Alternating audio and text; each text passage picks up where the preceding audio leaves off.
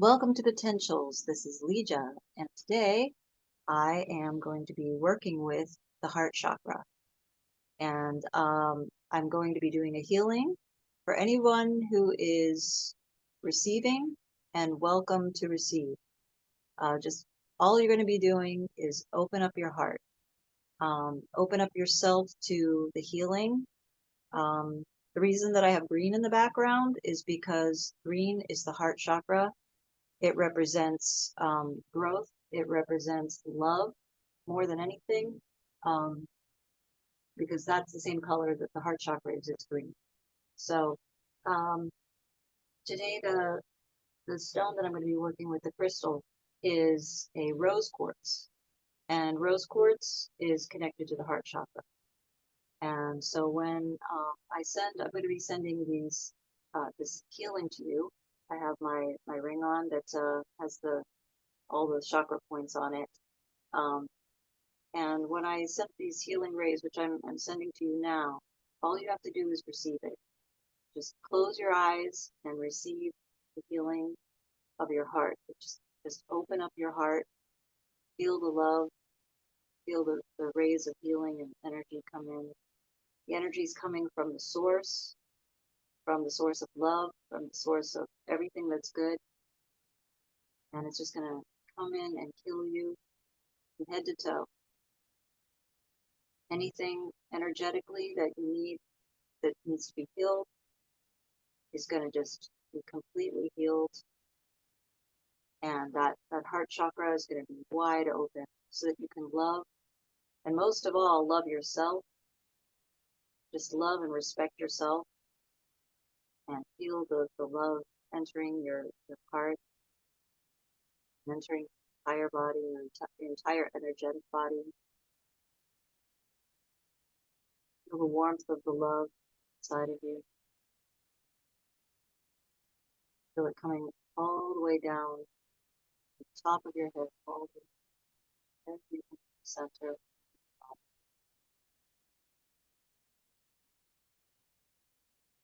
Extra a little bit.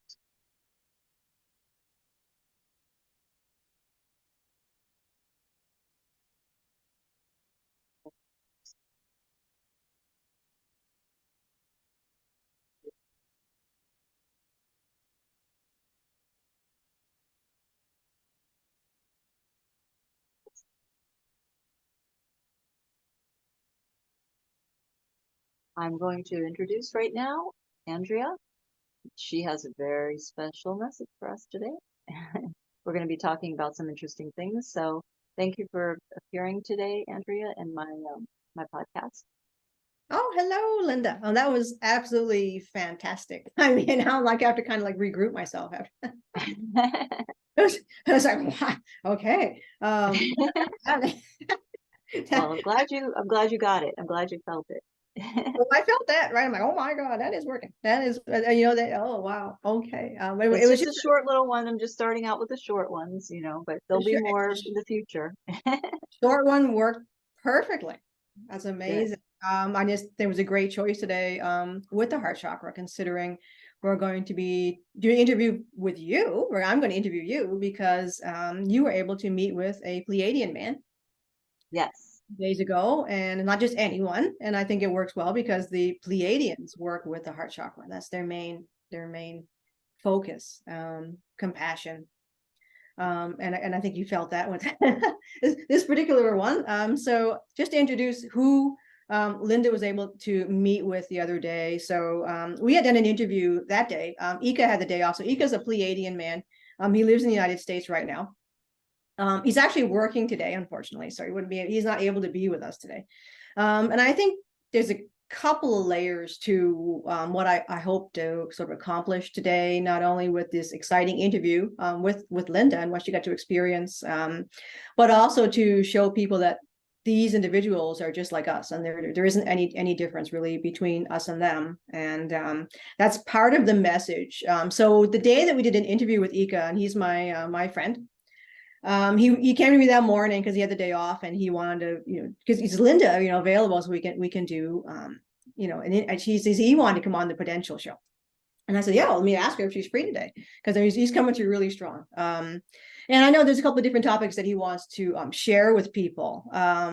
Some of the teachings, some of I think it's more experiential than teaching. Right? It's definitely not a top-down type of thing that they would do. So what does he look like? So he's about 6'2". They're thin, not thin build, but I know he dyed his hair. He had to dye his hair because the work that he's doing here in the United States. But he used to have long, shoulder length, blonde hair. He's got green eyes. And he looks pretty much like we do. There's a few different aspects, but he's very gentle.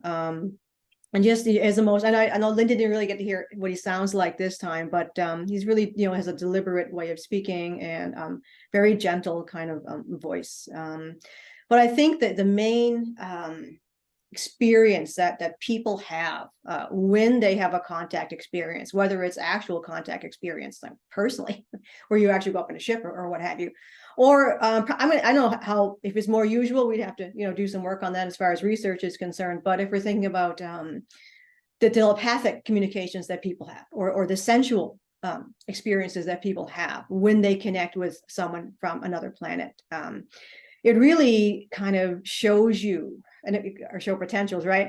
It really shows you the potential of what humans have, and that's not something. I don't know. I just don't think it's a sort of an experience that you have here on Earth generally. It's not something that's truly encouraged, where you're honored just for your own sense of being, just for existing in a space. And when you have contact with these people, whether it's telepathic or actually in physical, they immediately sort of mirror that for you. And it isn't, I think it's so important that humans start to realize that this sense of self, right? It's this sense of authenticity, with this sense of self-love, which you then can give to others, was taken from you. And there's probably time for some of us to sort of experience this in a grieving process, if it's something new, if you haven't experienced it before. But definitely to open yourself up. And I'm glad we had that short session to sort of initiate our conversation today, but to really begin to sort of open yourself up to this new way of being, this new grounding, this new experience of embracing your authenticity. So I would like to begin the interview now with Linda. And like I said, for those who are new to what we do here and new to meeting us, I had asked that, and we did the interview with Eeka, who is an extraterrestrial man living here in the United States right now. I wanted him to come and meet with Linda because in our previous bodies, we all were friends in the Pleiades on a planet called Era.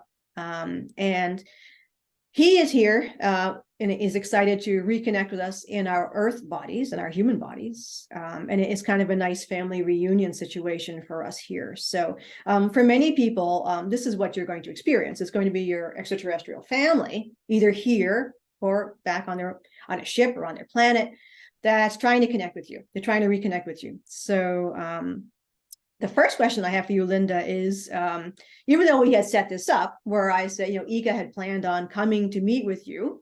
So how did you know he was there? Well, that was the first time that I actually met him was you had suggested, maybe you should just invite him, first of all, and invite him to hold your hand before you fall asleep. And so I did that, and I had covered myself up completely. Just my head and my right hand was out of the blanket, and it was kind of cool in the room, so it was pretty easy to feel all of a sudden as I was drifting off to sleep. I just asked, I'd invited him. As I was drifting off to sleep, I felt like this warmth around my hand, and it really felt like there was something there, and it was warm, and I just like, oh, okay. I guess that really does happen, so I just felt that, and then I drifted off to sleep. I passed out. So I don't know what happened after that. I just know that I fell asleep with him holding my hand. And that was pretty cool. And then the next day when I told you about that. You said, oh, he would really like to come back. Why don't you invite him again? So I did, and that time he actually showed up in my apartment, and it wasn't that I could see him, but I could feel something, a presence was there, and then I could hear, it wasn't so much a voice, but it was like thoughts, answering my thoughts. Like, I mean, I would be like thinking or saying something to myself in my head, and then an answer would pop in that was like not me, but it wasn't that I heard the voice either. But you know what I mean? It was like a thought. It was like, oh, well, thank you. Like I was practicing one of my songs, and I would hear, you have a very nice voice. And I would be like, oh, well, thank you. Oh, yeah. All right. Yeah. Oh, I know. Oh, that's not that. I knew you was gonna say. I mean, it was like, wow, that's really good. Like I was just like, oh, cool. Somebody is here.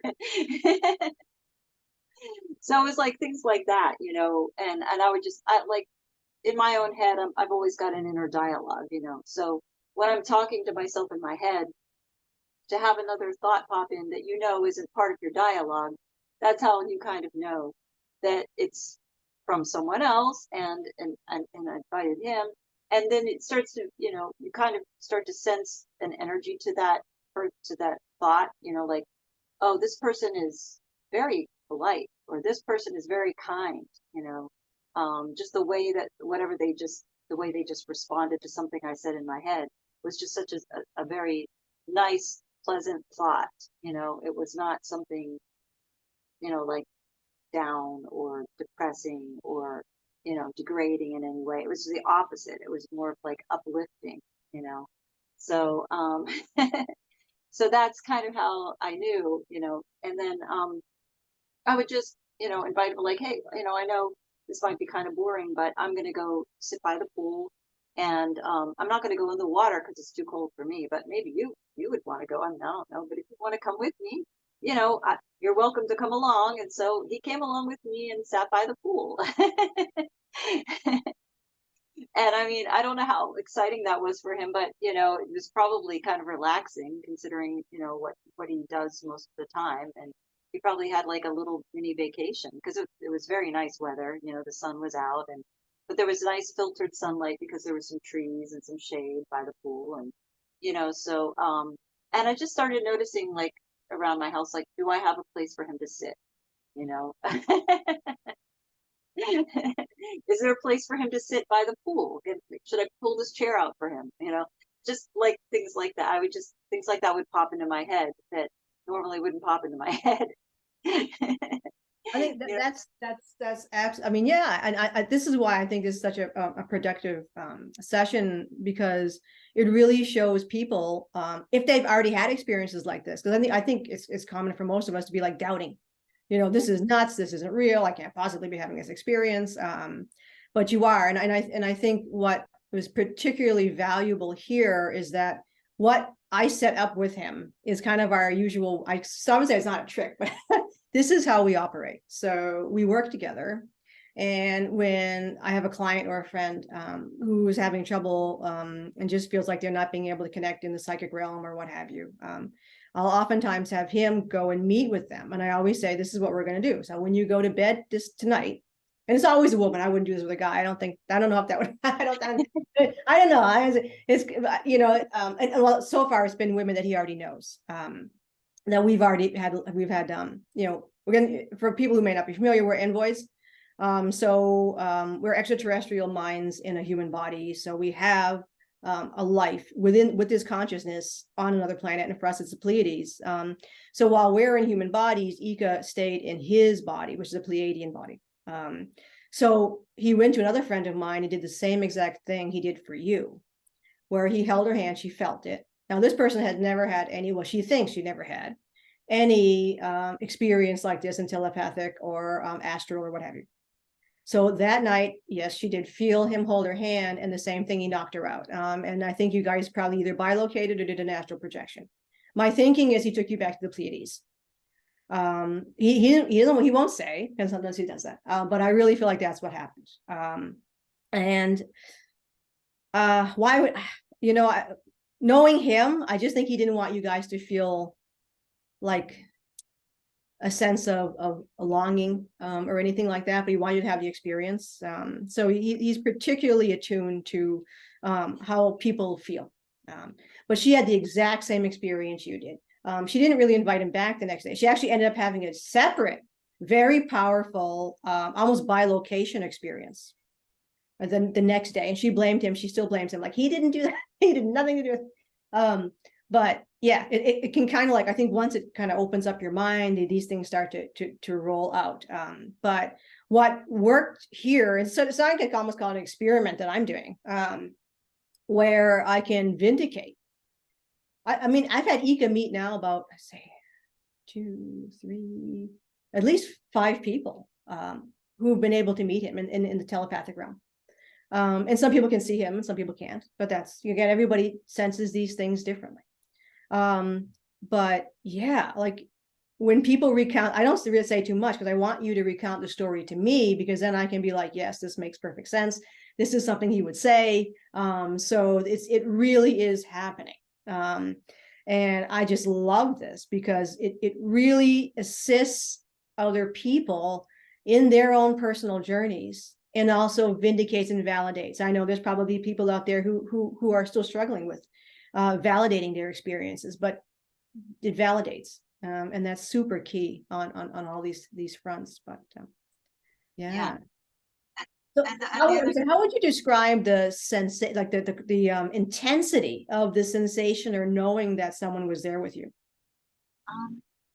Well, I could feel. I mean, I'm pretty good at feeling other people. I'm already kind of an intuitive empath already, so for me, it's not that hard to feel another presence around me. And I could feel that his presence was very gentle and calm. You know, it was like it was different from like most human um, energies that I feel around me. You know, this was like a higher vibe, I would say. And so I felt that that's what I felt more than that I had this energy around higher vibration, and that it was very comforting and very nurturing and very calm. And it wasn't, I mean, it wasn't feminine. It was definitely a masculine energy. I could feel that, but it wasn't like the same kind of masculine energy that I feel from most human men. It was more of a compassionate kind of, he could feel what I was feeling kind of thing, which you don't get that too much with other humans. Not saying that doesn't exist, but but I found that to be a pretty rare thing. Well, that's yeah. We're gonna actually he wants. We're gonna talk. We're gonna, when he has some time.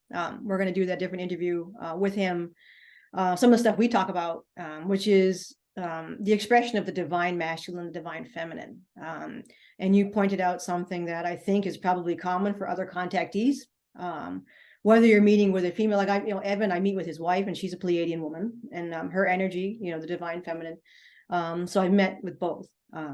So again, it isn't humans' fault per se that they are struggling with this sense of individuality. Whether it's divine masculine or feminine, or understanding how those balances work together, which we'll get into in a bit. And that's got nothing to do with like, sexuality here. I'm not trying to say, oh, yeah, there's only 2 ways of identifying. Because on other planets, people are also gay. So that also happens. So when we talk about divine feminine, divine masculine, these things don't have to do with one's sexual orientation. They have to do with a sense within yourself. Yeah, he's very, I'm not, I can't talk for all, there's millions of people on the Pleiades, so I can't talk for everyone, but he and some of the other people I've met, they're very grounded in who they are. And that can be and I think people you kind of get the wrong, I don't know, maybe, here on Earth, we get this sense of ego with that. But no, this is very, very gentle. is very, very loving and very, very compassionate. And I love the way you mentioned that he was able to sense your feelings, and he totally does that very well. You have to be careful. He's actually very sensitive. So it's a beautiful thing, because you're playing, and in the telepathic communications, and people should understand when you're doing this, it's not necessarily words, it's also feelings. So oftentimes when I'm like, you'll see in the interview, when I'm talking to him, I'm like he'll use words, but then I'm trying to translate the emotion that comes along with it. So I just don't think the words ever really fully encompass what I'm actually being given to feel. And I'll do the same when I'm communicating with him. Like, I will send the feelings, the visions, like he can see through my eyes, I can see through his eyes. If we so choose, we can feel things together. We can smell things together. But it's that sensual, full experience of telepathy, which we will experience as we move forward in the months, or who knows when it's maybe hopefully this month, right? Hopefully there will be a big change, and we'll be able to telepath like this en masse. But yeah, I mean, you totally nail just exactly this unique experience when you're working with someone who is not born on this planet. Basically, that's the only difference. So it's really gorgeous. Is there something that you would want to share with anyone? You think about your own journey, someone who's just experiencing this stuff for the first time, who isn't maybe necessarily openly sensitive or aware of their abilities at this point. Is there anything you'd want to share to them about what to be aware of? I guess I would just notice, I tend to do this anyway, but just notice little things around you. Just notice because I feel like they try to come through in different ways, not just with voice or like or your thoughts, but they could just show you something. You could just be walking, through nature, and suddenly you'll notice something you've never seen before, something very beautiful, and it's just them showing it to you, like you just happen to see it. You wouldn't have seen it normally, that kind of thing. You might feel something. I don't know how to explain to you. Like, how when your cat walks into the room, you could feel that your cat walked into the room, even though you don't maybe necessarily see him. You can just sense, oh, my cat walked into the room. It's kind of like that, in a way. It's that's the only thing I guess I can say, is you might feel a tingle. You might feel your hair stand up on your arm or something like that. You might, sometimes it could just be something as simple as like the way the sun shines through the window. It suddenly gets brighter and it's just a way of saying hello. I'm here. It's an announcement of their presence, just something like very subtle. It can be a very subtle thing, and that's why I think a lot of people don't notice that they're around you, because they're so subtle. They don't really try to knock the door down. They're not banging on the door. Hello, let me in. Um, they're not like that. So you just have to, I guess, kind of quiet yourself a little bit.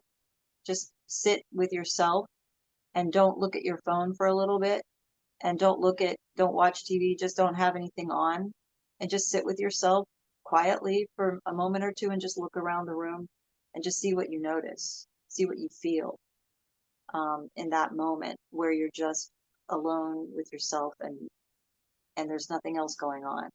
And maybe that's when you'll see and start feeling things. Just like open yourself up that way.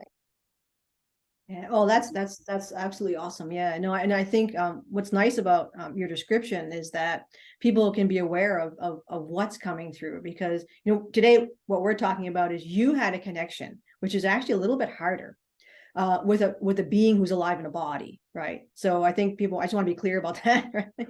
So Eeka is a living man. He's in a body. It's a Pleadian body, but he's actually in the physical.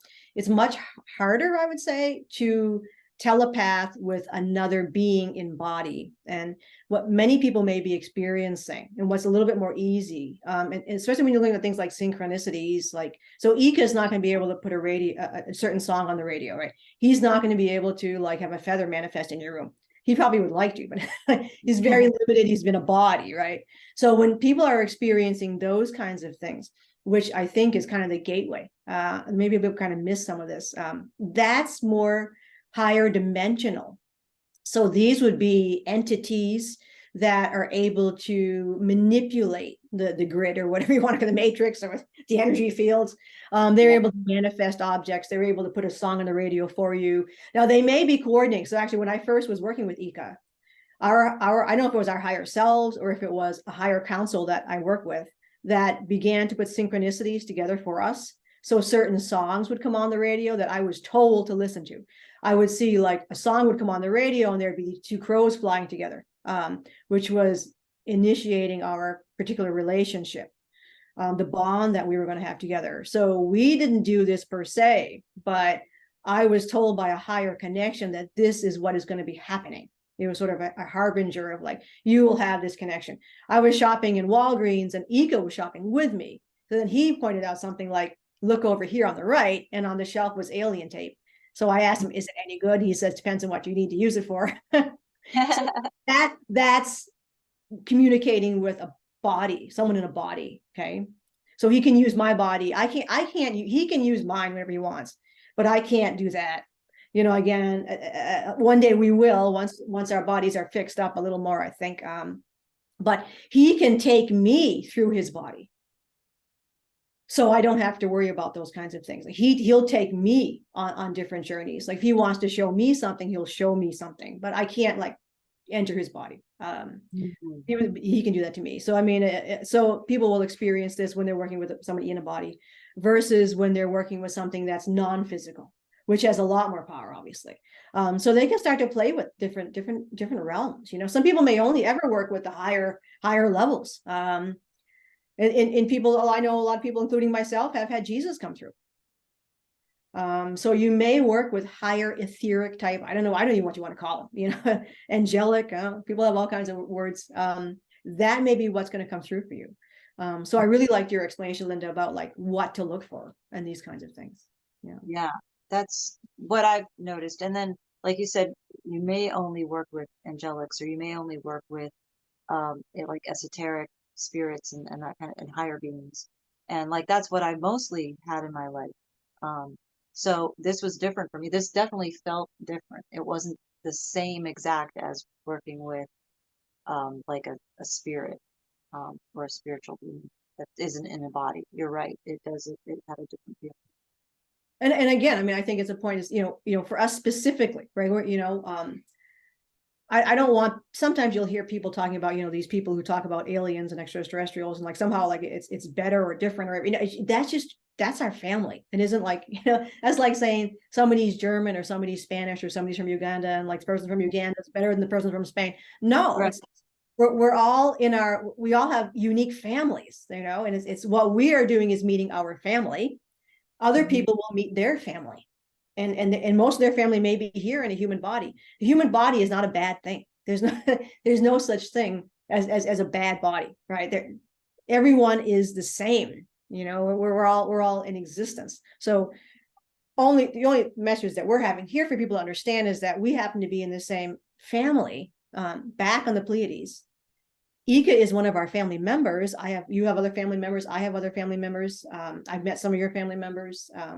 On different planets on Tegeta, but that's our, you know, people need to work with their particular family, whatever that is. And it doesn't have to be actually, I mean, it doesn't, I would probably guess, I mean, you know, there's no us and them in that sense. There's no extraterrestrial. We're all the same. We're just from different planets. So most humans have had experiences on different planets. Eeka's been human. We've had many human lives together. We're actually a fractal of the same soul. So we've journeyed together through life after life after life. And that's what everybody does. It's not a unique, special thing. That's what people have to get through their head. It's not unique. It's not special. Everybody's doing it. So Yeah, I mean, I guess, is there something else that you'd like to add before we continue with some other, Well, like what you're saying, just to go along with that, you've done, anybody who's watching this, you've done this. You just don't remember. It's just been wiped from our memory. And a lot of it is clouded because of the density that we're in. This is a very dense world that we're in. So we're not able to, it's like being in a lake that's dirty. And you're down in the bottom of the lake where all the water is stirred up and you just can't see. And and your relatives are just on the other side of the surface. When you go through the surface of the water, they're waiting to see you. They're right there. But you're not close enough to the surface yet to see them, and it's not anything wrong with you. We're just rising to the surface. All of us together are rising to the surface now, so we can see our relatives and we can see where we're from. Oh, that's exactly. I mean, and you actually even like had some intuition as to my next question, because that's a perfect lead in. That's so funny. That's a perfect thing. Yeah, with that in mind, I mean, did you try, were there any techniques or tricks that you tried to use to get a stronger telepathic connection with him? I think that the main technique was just it was really a technique. It was just being comfortable, just making myself feel completely comfortable and not questioning anything, just having a totally open mind, just being totally open to being able to have a conversation with them, just being able to have some kind of a dialogue, and not questioning it if I thought I heard something or not. Just, yeah, I heard something. Yeah, definitely. In my mind, I know that's what I heard. Don't question it. Don't put up blocks or bridges or not bridges, but walls. Um, instead of questioning it, just allow it to happen. Be very relaxed. Being in a relaxed, you know, mood really helps. And then just treating them like they're another person just like you. And like, don't think about what you would do if you had an actual human form right there in front of you. What would you do? Would you invite them, to go do something with you? Would you, chat with them, just have like a little, you know, conversation? Whatever you would say to an actual person who is visiting you, just treat them like that. They're not, that's what they're doing. You're visiting you. So, just treat them like the same way you would treat a friend or a family member. Well, that. Except don't argue with them. Oh no, we've had that. We've done You don't that. have to argue with them about politics or it's not Thanksgiving. We've had a couple of those back and forth. Sometimes we have. They're always funny though. When we have these. Right. Yeah, it's a funny vibe. It's a higher vibe. It's like you can joke with them. Like you don't have to doesn't have to be so serious, like, and you don't have to, like, what can you do for me kind of thing. It's not like you have to pray to them. It's not like, oh my, whatever. I mean, you can be thankful to them for being with you, like show some gratitude and, and be nice to them, but like you don't have to be like getting down on the floor and bowing down to them. Oh my God, that's well, they know me and I don't. I'm very snappy. Actually, I'm very.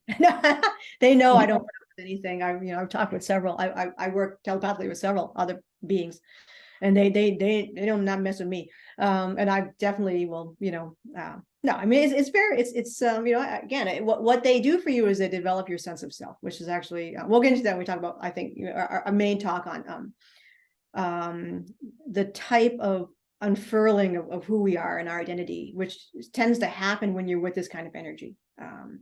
So I mean, I think that's God.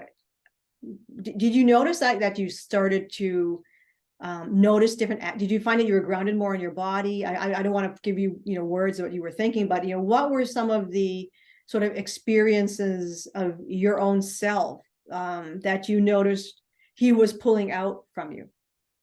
That's interesting that you mentioned that, because I don't think that I'm just realizing that now that you're saying it. I didn't even really pay attention to that, but yeah, I mean, well, for one thing, I don't know why I walked over to the piano and decided I wanted to play a song for him, like I was like, hey, maybe he'd like a song. I mean, yeah, So I just went over and started playing, and it made me feel the fact that he was like, oh, that's really good. It was nice. It was nice to have that interaction and feel like good about that. And then I guess I just felt like I started noticing what I was doing, because when you have company, you start noticing more what you do when you're like, I guess I'm sitting around a lot, I'm I'm not really doing a lot, he might be bored, like maybe I should, do something to entertain him, which is why I decided to play the piano. And or maybe, he would like it if we went to the pool, because I was going to go to the pool anyway, but maybe he would like it, so it made me start to realize that, okay, I need to, maybe I am spending a lot of time on my phone, and maybe I'm spending a lot of time, I start noticing what I do, like the little things that I do every day that maybe I don't need to do so much of, like being on my phone a lot. Because when somebody comes to visit you, are you going to sit there on your phone? No, you don't want to do that. So it's Oh, just little things like that, oh yeah, absolutely. Well, he loves music. That's what he got me into a bunch of different bands, and so I'm Oh, I'm sure he was edging you towards playing some music for him. yeah. He was really he's not, because he's working right now. I don't want to pull, because that's why I know it's like when they're busy, and this is what people, everybody's a different person. I don't know what you'll feel, but for me, when I know that he's busy, that I feel like it's pulling. So I don't, I Yeah. love him to be, because he's working, but Yeah. I don't want him to get distracted. So but no, what I want to share though is what he told me. I don't know if he had mentioned it to you, but like he was very, very happy to meet with you. Is real. You don't have to do anything, and this is the thing, like he misses you so much. And yeah, he does definitely feel like the work that he's doing here, because I'll just say, why doesn't he come physically? I won't, well, we tried. I don't, that's not allowed. And I can't get into what he does, but he's actually not allowed to contact people, yet. So he's In very person, lucky. like physically, right? Physically, Yeah. correct. Yes. Or even with a device. He can't Oh, call you, or he could. I mean, he could totally pick up a phone. I mean, he's in a body, so he could totally call you. He can't do that.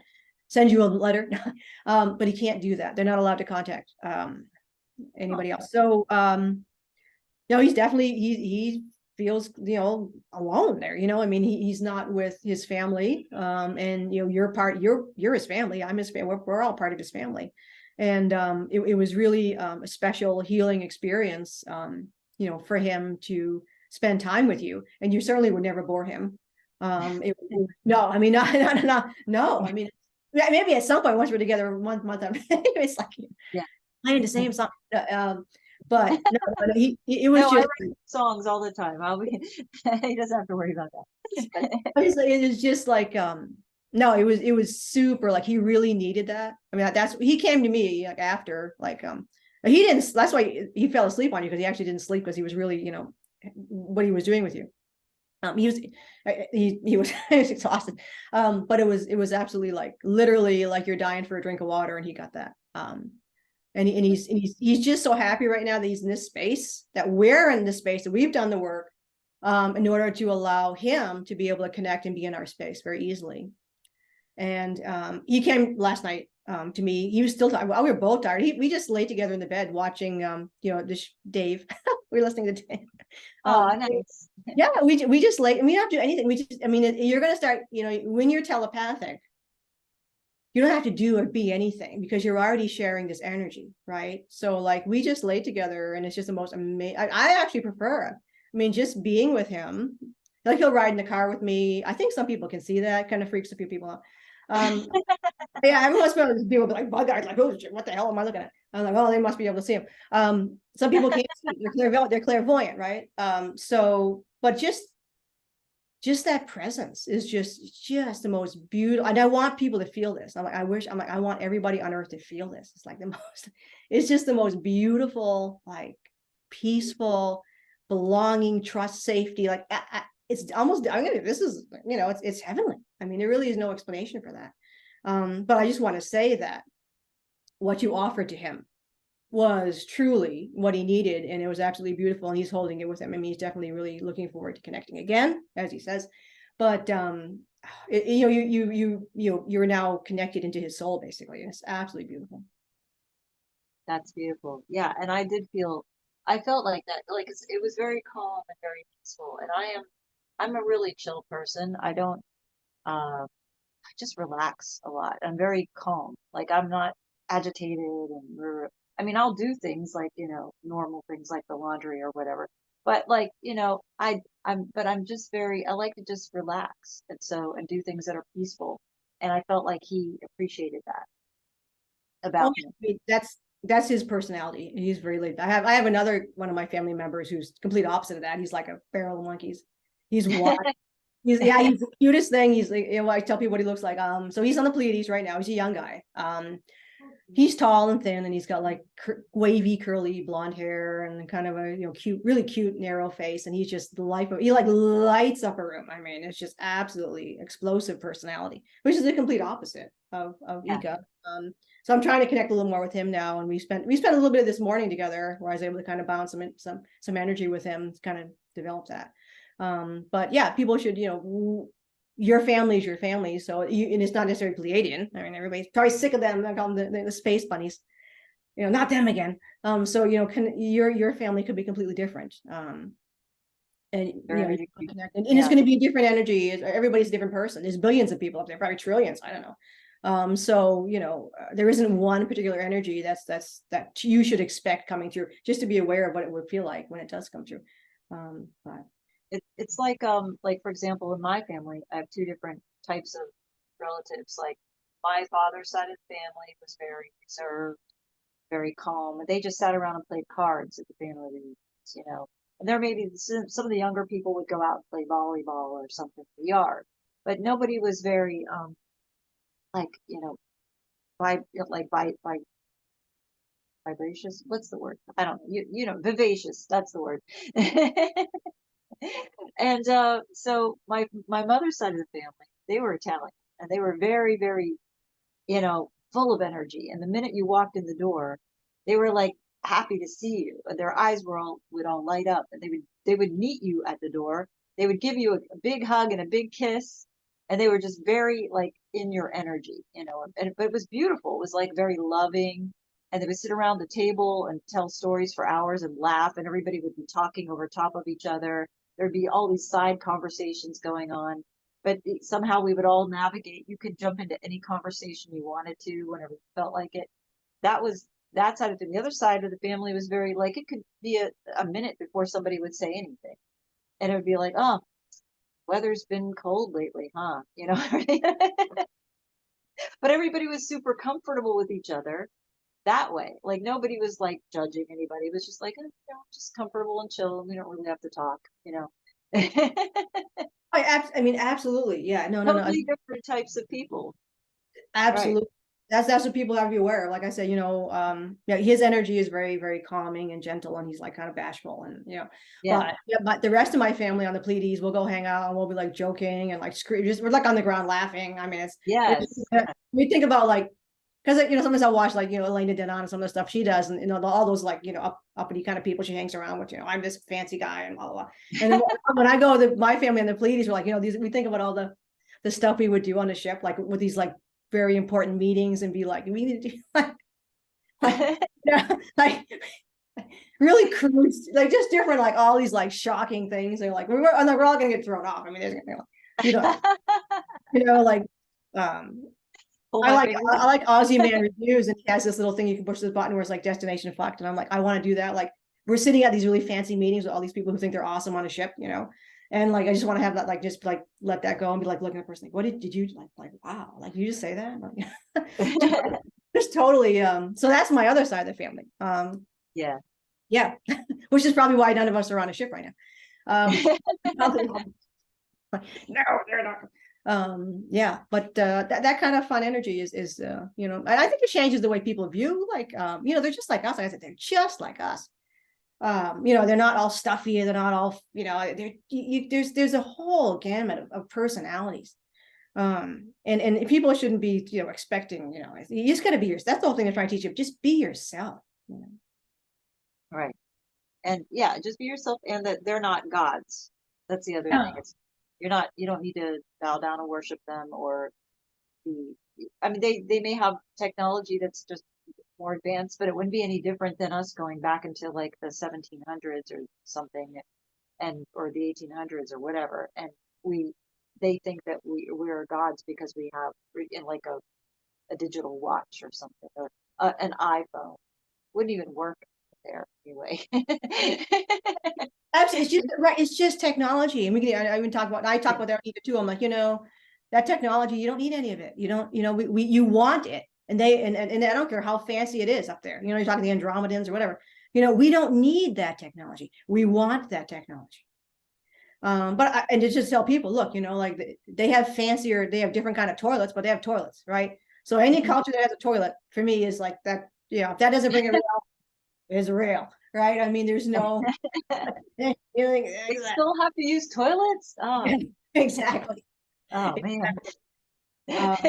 Yeah. So I think if that doesn't bring things home for people, if anything, I think that just for me the most frustrating aspect is just like, look, like it doesn't matter what someone wears or what they have or what their skin looks like. You're gonna see some different people. I don't know. Well, oh no, who was talking to you? Wasn't you? It was Frank Chili, one of his relatives. Met a fellow we know. He's an insectoid type being, combination of something. But he did her at Cashapp Records, and no, he didn't do her at Cashapp yet. He healed her of something. We all know Zachar, and that's Louise works with him, and he's very, very different. He's not a humanoid, but super cool guy. It's just, you're going to work with beings. I mean, think about all the different animals we have on our planet, but you're going to be working with all kinds of different beings.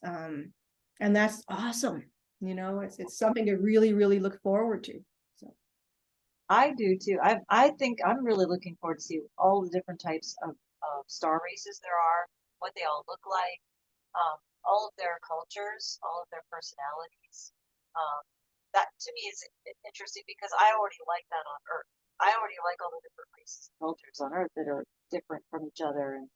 And the tribal cultures especially, I love the tribal cultures because they've stayed kind of true to their heritage more than any other culture. And so it's just so interesting to see what they do and how they live.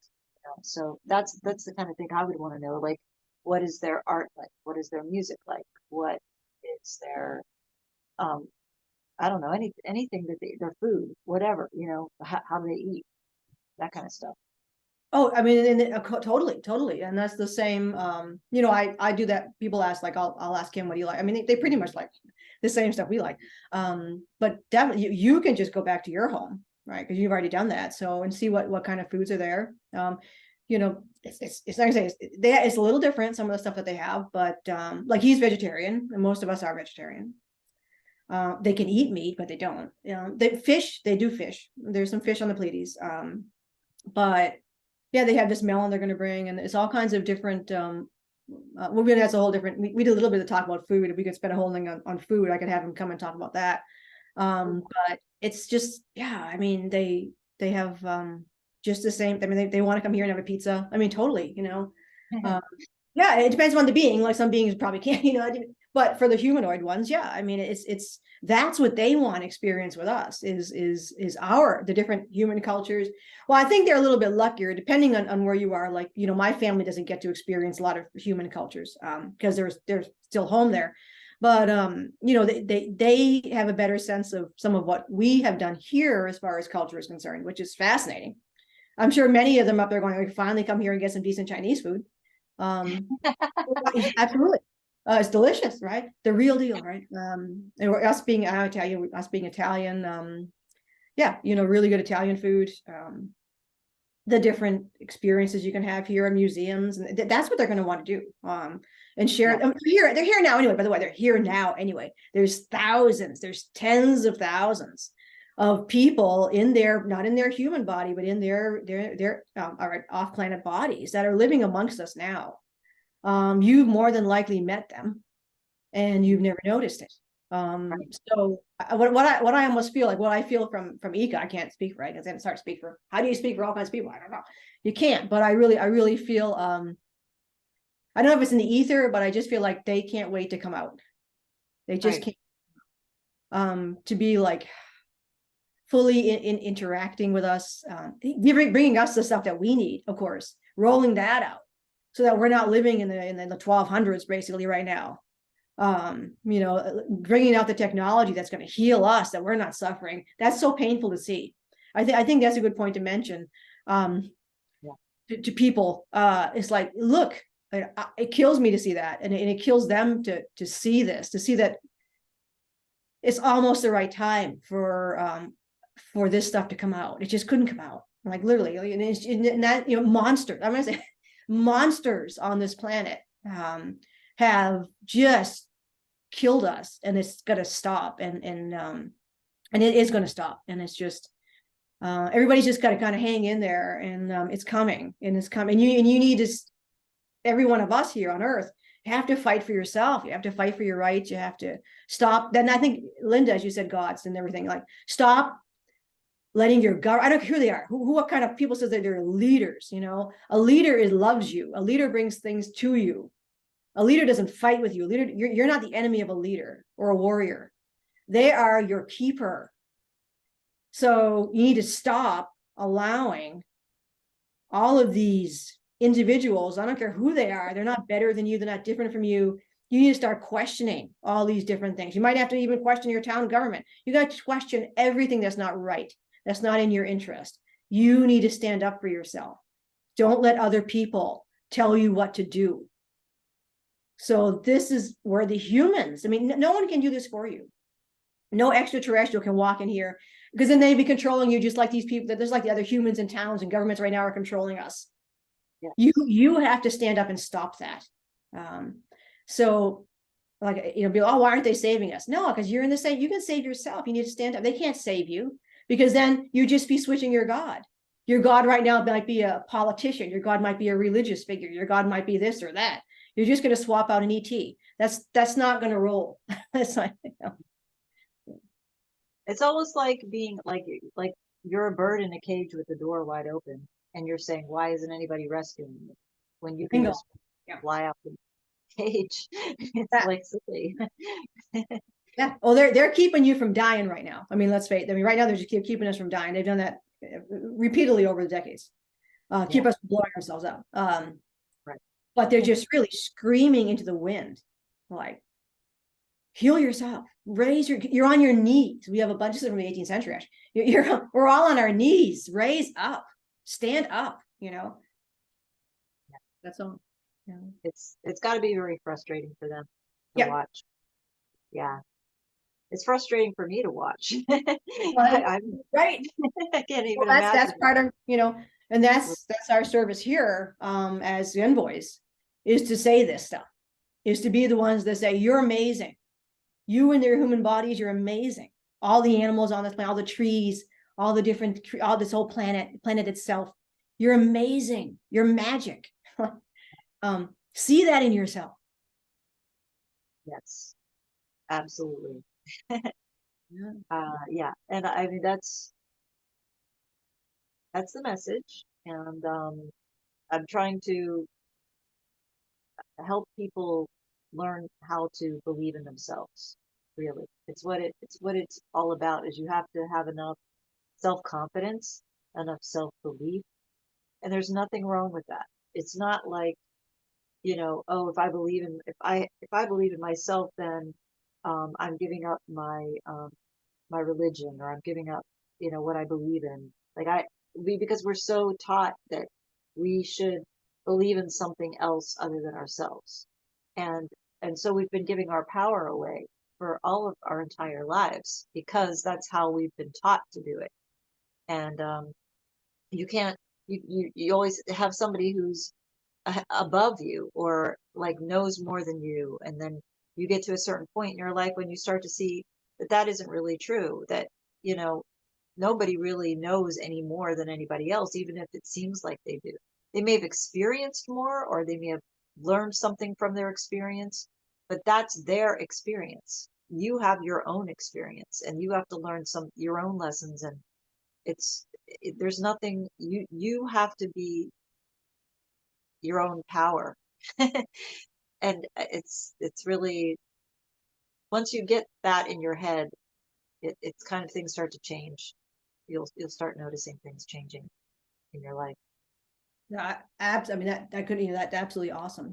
That's the way I think, we allow people who are living in sheer arrogance in truly in a low vibrational state, whose interest is to create more pain or suffering or exploitation. That's the kind of individual that you don't want to, even allow into your boundary, and certainly not look up to, certainly not vote for, certainly not whatever this person is, this is where people have to really start to wake up. And one of the things I talk about, is just the idea of money, because we have money on this planet and it isn't going to go anywhere. You're not going to rock the boat that much, but they also work, so it's not about, they don't work, they work, because there's luxury things that they want to buy too on different planets, so I always tell people, when you think about money, and this is something that I think a lot of us have been brainwashed into by the small percentages of elites or powerful people and it could be just simple as your boss might be one of them. It could be anything. They don't have to be it doesn't have to be the matrix or the cabal. It can be just the person you work for, who somehow thinks that if you work for them, you're their property, and they have to make more money than you. Like, oh, I'm the boss. You can't make as much as I make. Why not? Why not? So there's this hierarchy which we're going to have to start collapsing here. That's going to be one of the first things, because I always tell people, I think most of us, not everyone, but most of us have been brainwashed to see money as a bad thing. See, except your boss, except those in power, right? They take, but they look at you and flip the coin and make it look like you're taking, but you're not taking. They're stealing from you. Yes. So when you start to readdress your relationship with money, which is what we have on this planet, then you realize what's being done to you, what they're doing, and that as an example, because if you're probably a very compassionate person, say somebody's a very compassionate person. Here's an example. If you, for whatever reason, were able to amass a certain amount of money, which allows you to have a luxury stash of money on the side, you're living well. You have all that you need with a little extra. Your friend, for whatever reason in their family, maybe they became ill or something like that, they can't pay their rent. So you're in a position to help that person. So money is a resource that we use here on Earth, and it doesn't have to be used for evil, for monstrosities, for violence, for oppression. It can be used for healing. So you can amass that resource of money that you can then use to assist those who are in lack. I always say, look, if your neighbor just broke her leg, you're not going to go break your leg to help them. The fact that you don't have a broken leg allows you to assist that person. So we need the masses have to readdress and wash from their mind, like the way Eeka can clear your mind. We need to clear our own minds of the way that we look at money. Once you do that, then you realize I'm not going to work for $12 an hour. I'm worth more than that. I'm going to tell you what my labor is worth. It shifts the whole thing. Yeah, that's so true. That's so true. That's beautifully said. And I feel like if everybody had that kind of mindset, how much different would everything be? This whole world would be so much different. Everybody would be helping each other. And nobody would be in lack, because everybody would be helping each other in some way or form, exchanging energy in a good way. Yeah. Well, that was the mind. That's the mind. That once, as you just mentioned, once that happens, they're done. They're done. And they're this close now to being done, because the minute everybody on this planet realizes what you just said, it's over. It's that simple. It's that simple. Trying to keep us in a survival mentality where, what are we gonna, what would we do if the stores all shut down and we didn't have any access to food? What would we do if our electricity was shut off? What would we do if we lost everything? Well, what would you do? Would you fight each other for what little is left, or would you instead figure out another way to make it work? Would you, try to help each other and keep each other alive in some way? And that the way to do that is to really start doing your own, making your own things, having your own being self, sustainable. Oh, And that's why tribes were amazing and still are amazing, because tribes were self-sustainable. They didn't require any hierarchy to take care of them. They didn't require any, like, why are we so much better as a society? Because we have stores, and because we have, um, convenience things. We really aren't any better off. The conveniences really aren't, they're inconvenient if suddenly they go away. But if you're working with other people to keep the earth alive, and to grow everything, grow your own food, um, you're going to be able to sustain yourselves, and and the earth will sustain you, because when you give the earth love, it loves you back. yeah. I mean, that's the old saying. I think there's actually plenty on this planet, and the population is gonna rise significantly when the off-planet beings join us. So there'll be us. We'll be going off. Some of us will be going off planet, but actually, it will. The population will rise. And simply put, there's plenty. There's actually super resources on this planet. There's plenty for everyone's needs. There's not plenty for a few people's greed, and that's the problem. So once people start to wake up to the idea that everything you're being told is a lie, everything you're being told is to make you feel bad about yourself, everything you're being told is to make you fight each other, as Linda just mentioned, make you fight each other. If we start to do that, if we start to fight each other, you're fighting the wrong people. One, we don't really want to continue with fighting anyway, but you're fighting the wrong people. the people that are in power, the small percentage that are in power, they're monsters. They're the ones that want you to create all this negativity. They're the ones that want to collapse the system so that all the humans start fighting each other and blah, blah, blah. It's not going to happen. It's not going to happen. But that would be their dream. Like I said, this information needs to get out to everyone so that they all start to realize, to stop driving. It's fear. It's all fear, fear, fear, fear. Everything they feed you is fear. Just think about it. Think about every little thing you hear. It's all fear. What we're saying here is no fear. No fear. What we're saying here is you're amazing. You have the capacity. You might need a little help. We all need help. No matter what planet you're on, everybody needs help. What we're giving you is love and compassion, and that in plenty. You've got abundance all around you. You've got abundance all around you, and that's what we're going to feed you. Yes, that's awesome. Well, with that being said, I think I don't think there's anything better that we can say. I mean, that's that's the best way to wrap it up. So off our soapboxes. Done.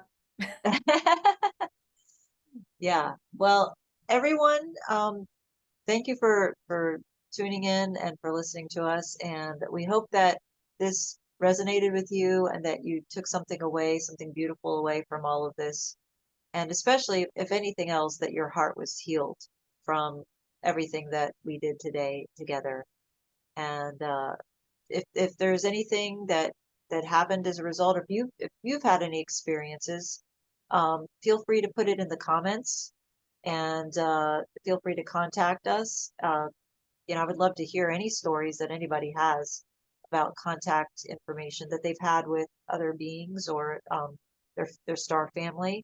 I think it's a beautiful thing, and we need to hear more of that. So yeah, please let me know if you have. And Andrea, thank you again for coming on, and for all of the experience that you've been giving me. It's just been beautiful. It's always an honor to be in your presence, Linda, and it's always an honor to have everyone watching give up their precious time to be with us today. And I give everybody a big group hug from the Pleadian from here. Everyone watching is just awesome. I'm so happy that they're with us. That's beautiful. Yes, we love you. Yes. Bye, everyone. Ciao for now.